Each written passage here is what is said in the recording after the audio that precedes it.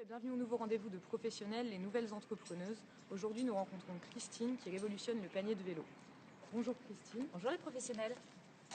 Entreprise. Alors, ma fonction, je suis créatrice, gérante associée de Bags & Bag. Très bien. Et que fais-tu à Darwin aujourd'hui? Alors, je viens à Darwin voir les groupes qui m'ont aidé à monter ce projet, notamment mon incubateur, Bordeaux-Aquitaine Pionnière et le réseau Entreprendre. Ok. Et comment est né FeelSafe? Quelle est l'idée de départ? Alors l'idée de départ, c'est cycliste moi-même et mère de 3 cyclistes.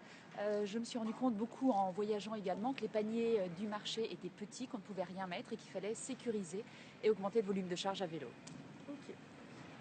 Que penses-tu des réseaux féminins, dont professionnels par exemple? Alors les réseaux féminins, c'est vraiment un atout. On se rend compte que les femmes ont des questionnements, des problématiques différentes des hommes.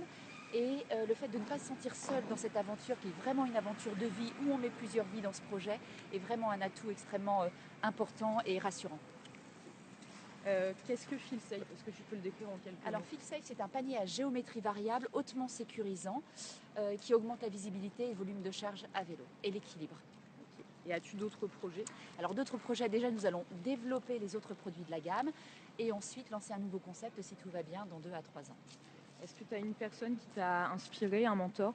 Alors un mentor non, mais en fait on est entouré de gens qui font des projets, mes autres collaboratrices dans les réseaux, vous professionnels, quand voilà, j'ai rencontré des membres du réseau, chacune avec son projet quel qu'il soit est source d'inspiration et de motivation.